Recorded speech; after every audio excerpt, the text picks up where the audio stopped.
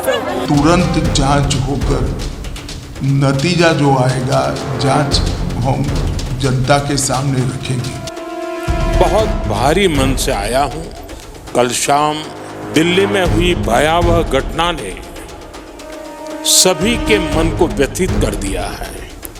मैं पीड़ित परिवारों का दुख समझता हूं। आज पूरा देश उनके साथ खड़ा है। मैं कल रात भर इस घटना की जांच में जुटी सभी एजेंसियों के साथ, सभी महत्वपूर्ण लोगों के साथ संपर्क में था, विचार विमर्श चलता था,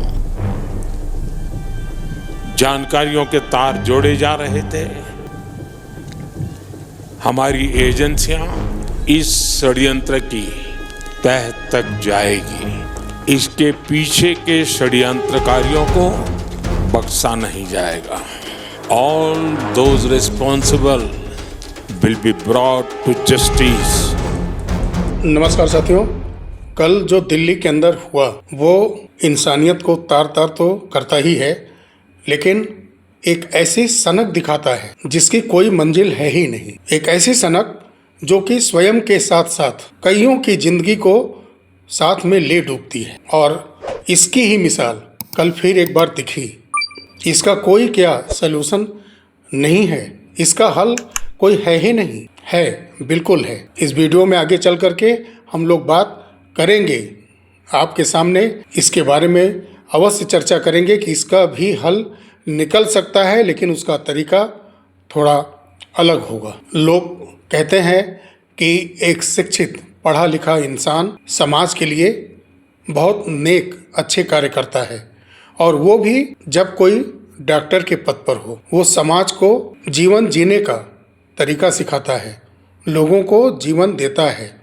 आधुनिक युग में वो इस धरती पर ईश्वर का रूप है, खुदा का रूप है, लेकिन न जाने किस मंजिल की तलाश में वो ऐसा इंसानियत को तार तार करने वाला कुकर्म कर बैठते हैं। जिन 4 डॉक्टर के नाम कल के दिल्ली के बम ब्लास्ट कांड में आए हैं, क्या उन्होंने इतनी पढ़ाई, इतनी डिग्रियां MMBS इसलिए की थी कि वो अपने ही देश में बम्बिंग करके लोगों की जान ले लें? डॉक्टर शाहीन एक महिला होते हुए भी देश में अपने हुनर का इस्तेमाल आतंकवादी घटना के लिए कर रही थी।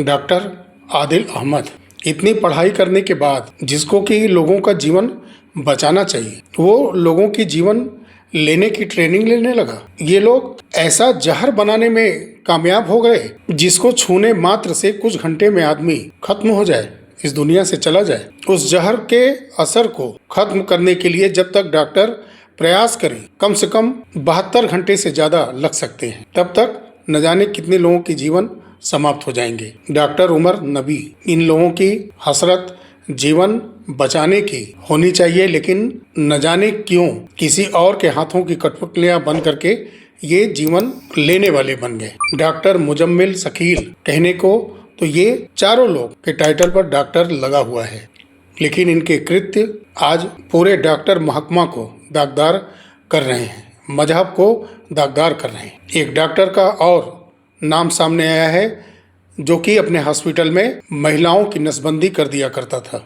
ये कैसे कृत्य हैं? ये कैसा मजहबी सोच है कुछ लोगों के अंदर? क्या पाना चाहते हैं वो इंसानियत की हत्या करके? कल के कांड में जो जांच चल रहा है उसमें सज्जाद, तारिक, कई ऐसे नाम आ रहे हैं। और जो कार का इस्तेमाल हुआ, पहले वो सलमान के नाम था, फिर उसने तारिक को बेचा, फिर उसने उमर के नाम गाड़ी की। ये कैसा चक्रव्यूह है? ये किस तरह से तैयारियां की गई थी?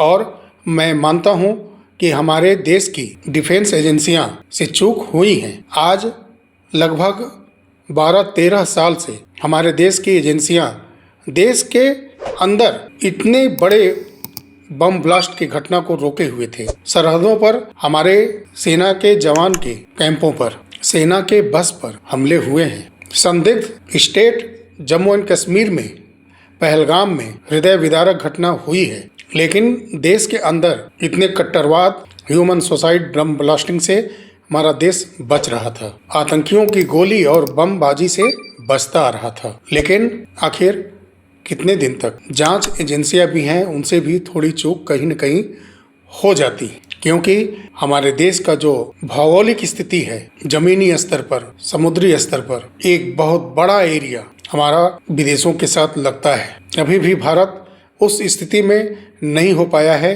कि इतने बड़े अपने बॉर्डर एरिया की सुरक्षा चौकन्ना होते हुए कर पाए, जिसका फायदा ये दहशतगर्द उठा रहे हैं। मैं मानता हूं कि बहुत चीज़ें कंट्रोल में हुई हैं, हमारा डिफेंस सिस्टम काफ़ी मजबूत हुआ है, हमारी जांच एजेंसियां अपने कार्य को बहुत ही बेहतर ढंग से करती आ रही हैं, लेकिन ये चूक तो निश्चित हुई है। चूक पुलवामा में भी हुआ, उरी में भी हुआ और पहलगाम में भी हुआ, और इन सब बातों से सबक लेना चाहिए था और हमारी इन्वेस्टिगेशन एजेंसियों को ट्रांसपेरेंसी तरीके से सजग रहना चाहिए था। इस घटना में 4 शहर का नाम सामने आ रहा है, या यूँ कहें कि 5-6 जगह लगभग इन्वॉल्व हैं जहां से ये गतिविधियां लगातार चल रही थी। श्रीनगर, पुलवामा, लखनऊ, अहमदाबाद, फरीदाबाद, जिसमें फरीदाबाद मॉडल की बहुत ज़्यादा चर्चा चल रही है, और जहां हमारी भारत की इन्वेस्टिगेशन एजेंसियों की थोड़ी चूक हुई है, वहीं उनकी सफलता ही इतने बड़े हादसे का कारण भी बन गई। 3 टन विस्फोटक बरामद किए गए, कलाई से पूछताछ की जा रही थी। 350 किलो अमोनियम नाइट्रेट बरामद की गई। ये हमारे देश के इन्वेस्टिगेशन एजेंसियों की जीत है। इतने तगड़े एक्शन से, कड़ाई से पूछताछ करने की वजह से कल दिल्ली के अंदर लाल किले के पास में सुनहरी मस्जिद के पार्किंग में खड़ी घंटों वो कार, या तो वो वहां से निकलकर बाहर जा नहीं पाई, या फिर वो इतने डिप्रेशन में गए कि जो उनका मकसद था, इतने बड़े पैमाने पर 3 टन के लगभग विस्फोटक, 350 किलो अमोनियम नाइट्रेट, जिनसे ये एक बहुत बड़ा विस्फोट भारत के अंदर करना चाहते थे। लखनऊ शहर इनका सबसे प्रथम टारगेट में था। ऐसे जांच एजेंसियों के मुताबिक बातें सामने आ रही हैं कि दिल्ली और लखनऊ दोनों शहर था, लेकिन ये इतने हतोत्साहित हो गए कि खुद के पकड़े जाने के डर से स्वयं को सुसाइड बम्बर बना लिया, या अपने हेड ऑफ चीफ के कहने पर वहीं पर ब्लास्ट करने को वो मजबूर हो गए, क्योंकि सुनहरी मस्जिद के पास पार्किंग में वो घंटों गाड़ी लेकर के खड़े थे, कई घंटे गाड़ी के बाहर ही नहीं निकले। तो जो इनका बड़ा मकसद था, इतने बड़े विस्फोटक पदार्थों के साथ एक बड़े विस्फोट को अंजाम देना था, उससे हमारे इन्वेस्टिगेशन एजेंसियों को रोकने में कामयाबी मिली है। लेकिन कल की भी घटना कम नहीं थी।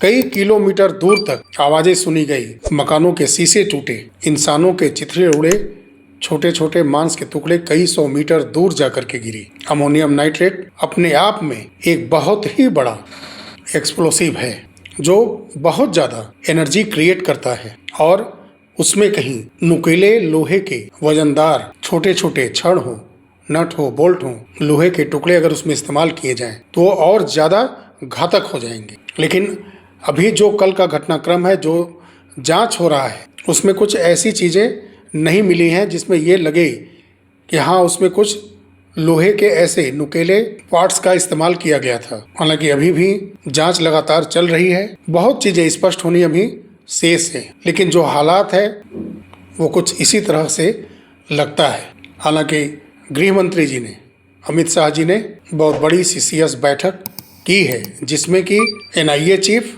एनएसजी चीफ, आईबी चीफ सभी लोग थे, और सरकार लगातार प्रयास कर रही है कि इसके तह तक जाया जाए और उसके बाद एक बड़ी कार्रवाई की जाए। लेकिन ऐसे कब तक देश के प्रधानमंत्री, गृह मंत्री कहते रहेंगे, छोटी छोटी कार्रवाई करते रहेंगे? इसका आखिर सलूशन सही है क्या? जो हमारे देश के हालात हैं, इसका अस्थायी हल क्या है? हमारा पड़ोसी देश चाइना, आखिर वहाँ सत्ता कैसे चलती है कि वहाँ के बीजिंग में या किसी अन्य शहर में कभी बम ब्लास्ट नहीं होते? वहाँ ऐसी सनक मजहबी तत्व इस तरह से बम ब्लास्टिंग नहीं करते, लोगों को गोलियों से नहीं भूनते। वैसा हमारे देश में क्यों नहीं? एक तरफ सुरक्षा एजेंसियों की तारीफ भी बनती है, तो ये हमारे देश के सुरक्षा एजेंसियों की भी एक बहुत बड़ी चूक है कि 3 टन लगभग विस्फोटक कैसे भारत के अंदर आए, किसके माध्यम से आए, किस तरफ से लाए गए। ये बहुत बड़ा जांच का विषय बिल्कुल है। कई ऐसे हथियार, विस्फोटक लिक्विड पाकिस्तान की तरफ से साक्ष्य मिले हैं, हनुमानगढ़ राजस्थान में गिराए जा रहे हैं। जांच में सामने आ चुका है कि पाकिस्तान की तरफ से ड्रोन के जरिए भारत के अंदर वेपन, विस्फोटक पदार्थ लगातार भेजे जा रहे हैं। आखिर में उसको लेने वाला कोई तो होगा जिससे पाकिस्तान का कांटेक्ट है। किसी के साथ पैसों के दम पर या मजहब के दम पर कॉन्ट्रैक्ट हुआ होगा, जिनके लिए वो ये विस्फोटक लगातार ड्रोन के माध्यम से भेजते आ रहे हैं। किसके द्वारा 3 टन विस्फोटक, 350 किलो अमोनियम नाइट्रेट, कोई तो देश में होगा जिसके सपोर्ट से इतने बड़े मात्रा में विस्फोटक ऑपरेट करने के लिए, हमारे देश को दहलाने के लिए वहां से भेजा गया और यहाँ उसको देश के अंदर लेकर के आया गया और उसको रखा गया। ये ठीक है कि इसको ऑपरेट करने वाले ये कुछ डॉक्टर्स, कुछ लोगों के नाम सामने आए हैं, लेकिन किसी बड़े लेवल पर जो कि हमारे इन्वेस्टिगेशन एजेंसियों के बीच में है, हमारे राजनीतिक पार्टियों के बीच में है, हमारे देश के जड़ में वो समाया हुआ है, जो कि पाकिस्तान के साथ मिल करके अब तक हम अपने देश के अंदर उसको पाले हुए हैं और वो हम लोग के देश में लगातार ऐसे बड़े हमले करवाते जा रहा है, लोगों की हत्याएं क्रूरता के साथ करवाते जा रहा है। 2011-12 तक जो घटनाएं हुई हैं, कितनी क्रूरता, कितनी निर्ममता से की गई हैं। ऐसे ही भीड़ भाड़ वाले जगह पर सुसाइड बम्बर फट जाया करते थे और साथ में सैकड़ों लोगों को मार दिया करते थे। कई धार्मिक स्थल थे, यहाँ तक कि संसद पर हमला हुआ। 26/11 कोई भूला नहीं है। दिल्ली हाई कोर्ट के पास बम ब्लास्ट हुआ। लखनऊ के अंदर इसी अमोनियम नाइट्रेट को पॉलिथीन के अंदर बैग में भर के ले जाते हुए मोटरसाइकिल के साइलेंसर से रगड़ खाने की वजह से ब्लास्ट हो जाता है और दोनों की मौत हो जाती है। आखिर में इतनी बड़ी बड़ी घटनाएं इस देश में पिछले लगभग 55 से 60 साल से ये आतंकवादी घटनाएं हो रही हैं। आखिर में कौन है जो भारत में रह करके भारत को दहलाने की साजिश कर रहा है? नहीं चाहिए इस देश को ऐसे ह्यूमन राइट्स, किसी के निजता के लिए किसी कानून को हल्का बना दिया जाए।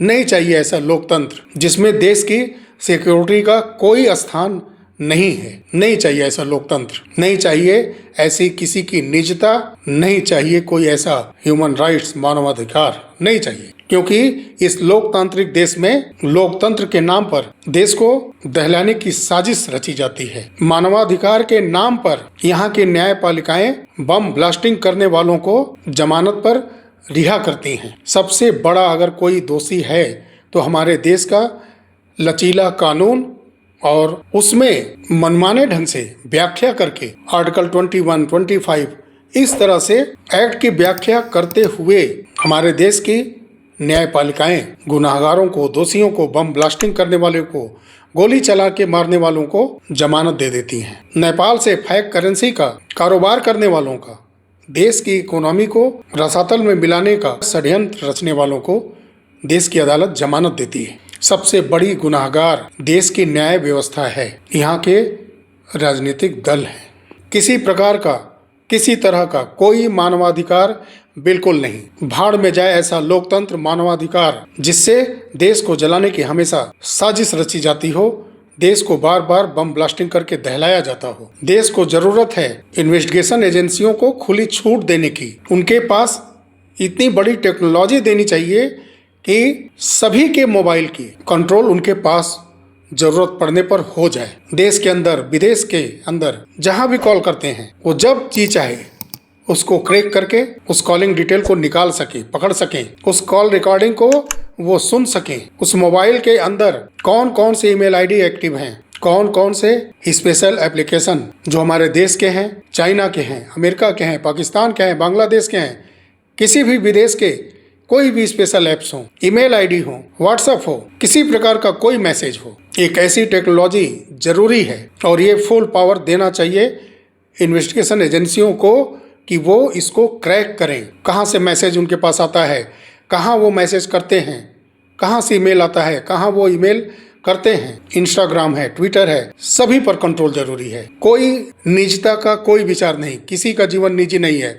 देश से बड़ा किसी का निजी जीवन नहीं है। निजी जीवन का विचार रखने में कितने जीवन को ये दरिंदे लेते जा रहे हैं, बम ब्लास्टिंग करते जा रहे हैं, नहीं कोई पकड़ में आएगा।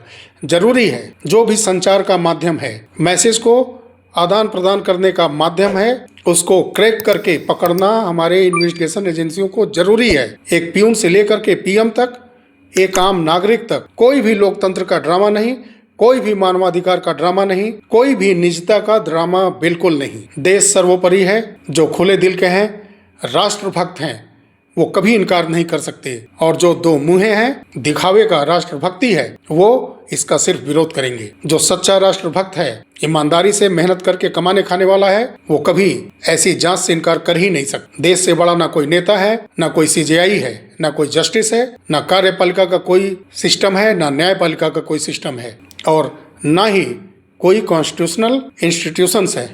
कोई बड़ा नहीं है देश से। सबकी जांच होनी चाहिए। और आज के इस सोशल मीडिया के दौर में, आर्टिफिशियल इंटेलिजेंस के दौर में, अगर देश को सुरक्षित रखना है, इतने बड़े देश का, जो कि विश्व में लगभग सबसे बड़ा जो डेमोग्राफिक एरिया है, जो कि विदेशों की सरहदों से जमीनी और समुद्री लेवल पर लगता है, ऐसे देश की सुरक्षा के लिए ऐसा सिस्टम बनना चाहिए कि देश के सभी के mobile, laptop, tab, computer system, सभी पर पूर्ण रूप से हमारे देश के इन्वेस्टिगेशन एजेंसियों का पूरा कंट्रोल होना ही चाहिए। पेगासस की चर्चा हो रही थी। पेगासस से भी और बिग टेक्नोलॉजी आनी चाहिए। अगर देश को ऐसे रक्त रंजित अगर नहीं करना है, तब ये खुला चैलेंज है आतंकवादियों का।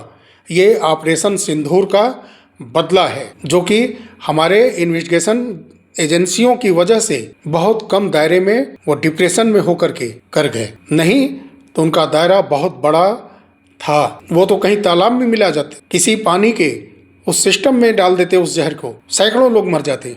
जब तक डॉक्टर उसको पकड़ते, तब तक सैकड़ों लोग इस दुनिया से चले जाते। अब मैं सवाल करना चाहता हूँ धर्म, जाति और राजनीतिक ठेकेदारों से कि आखिर ये किस लिए देश के अंदर पिछले 60 सालों के अंदर जितने भी आतंकवादी घटनाएं हुए हैं, इसके पीछे का उद्देश्य है क्या? जो सच्चे भारतीय हैं, धर्म, पंथ, मजहब दूर रखिए। जो सच्चे भारतीय हैं, वो स्वयं से इसके आंसर तलाश करें कि ये सारी आतंकवादी घटनाएं किस लिए, इससे क्या शांति मिलेगी, ये किसके लिए किया जा रहा है।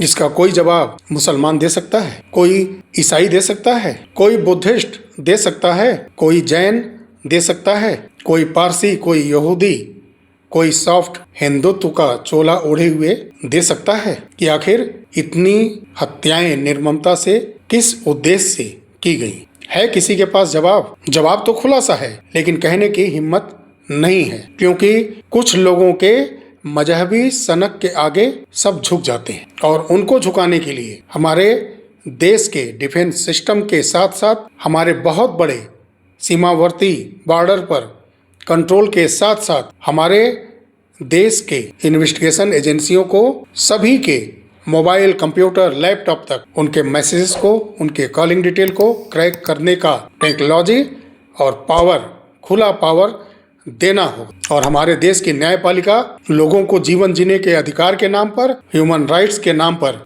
इतने गंदे कृत्य करके गए लोगों को जो जमानत देती हैं, वो बंद करें। कानून का भय नाम का चीज ही इस देश में है ही नहीं। गरीबों के लिए कानून है, जिनके पास पैसे नहीं है, जिनके पास धारा 151 का जमानत करने के लिए पैसे नहीं है, सिर्फ वैसे लोगों के लिए कानून है। जिन आतंकवादियों का बाहर से देश के फंडिंग होता है, FCRA के माध्यम से फंडिंग होती है, उनकी जांच किए बिना, समझे बिना न्यायपालिकाएं उनको जमानत देती हैं। सीरियल ब्लास्ट करके सैकड़ों लोगों को मारने वाले, उनके शरीर के चिथड़े उड़ाने वालों को जमानत दे दिया जाता है। कहाँ से रहेगा कानून का भय? कोई भी एजेंसियां गिरफ्तार करेंगी, पूरे एविडेंस के साथ भी गिरफ्तार कर लेती हैं, तो वहाँ जीवन जीने का हक का चर्चा होता है, ह्यूमन राइट्स का चर्चा हो जाएगा। किसी न किसी तरीके से कानून के अंदर से कुछ न कुछ लाइनें निकाल करके अपराधियों को जमानत देने का प्रावधान चला रहा है। उनको भी अपने निर्णय पर, अपने जजमेंट पर सोचने की जरूरत है। अगर आपको न्याय के माध्यम से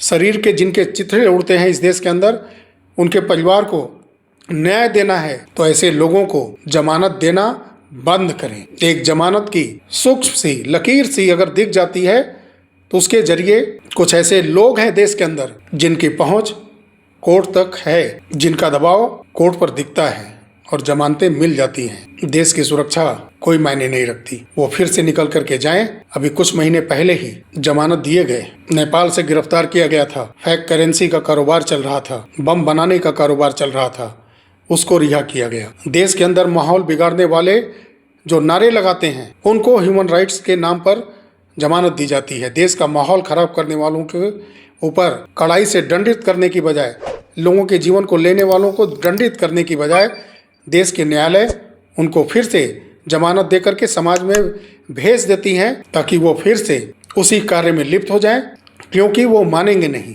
और उनको तो सब मिल जाता है। कितना बड़ा कांड करने के बाद भी जमानत मिल गई तो फिर करेंगे, फिर जाएंगे, फिर जमानत मिलेगी, क्योंकि पैसा बोल रहा है। बहुत सारे लोग का पावर उनके साथ है। तो न्यायपालिका को भी पहले इसमें समझने की जरूरत है कि वो इस समाज में क्या संदेश लगातार देते आ रहे हैं। ये समझना बहुत जरूरी है कि जो 55-60 सालों से देश के अंदर आतंकवादी घटना हो रही है, पूरे विश्व में जहां भी आतंकवादी घटनाएं होती हैं, आखिर में उसका उद्देश्य क्या है, उससे कैसे बचा जा सकता है। जो अपने देश से सच्चा प्यार करते हैं वो जरूर बताएं कि आखिर उद्देश्य क्या है। निर्दोष लोगों को क्यों मारा जाता आ रहा है अब तक। जो कल के हादसे में इस दुनिया से चले गए, उनके परिवार के प्रति संवेदना है, चाहे वो किसी भी धर्म, पंथ, मजहब के हों। लेकिन ऐसी सनक भरी सुसाइड बम्बर को रोकना होगा। जिनको इंसानियत से प्यार है, जो देश की तरक्की चाहते हैं, उनको आगे आकर के ऐसों को भटकने से रोकना ही होगा। क्योंकि ये जो कल का घटना है, पहले पहलगाम हुआ, फिर ऑपरेशन सिंदूर हुआ और फिर ऑपरेशन सिंदूर के बाद ये बहुत बड़े लेवल पर बदला लेने की साजिश थी, जो कि कम लोगों के जानों के साथ सिमट गई। ये बहुत बड़ा सौभाग्य ही कहा जाएगा कि हमारे देश की जांच एजेंसियां इसको सीमित रखने में कामयाब हुई हैं। लेकिन ऐसी घटनाएं कभी न हो, ऐसी हम सरकार से उम्मीद करते हैं और देश की सभी जांच एजेंसियों से उम्मीद करते हैं और न्यायपालिका से उम्मीद करते हैं कि देश में बैठे गद्दारों को और देश में निर्दोष लोगों को जो मारता है, हत्या करता है, उसके प्रति नरमी नहीं होनी चाहिए। कानून का भय जब तक नहीं होगा तब तक ऐसी घटनाएं नहीं रुकेंगी। चलिए साथियों, मिलते हैं अगले वीडियो में। तब तक के लिए नमस्कार। जय हिंद, जय भारत, वंदे मातरम।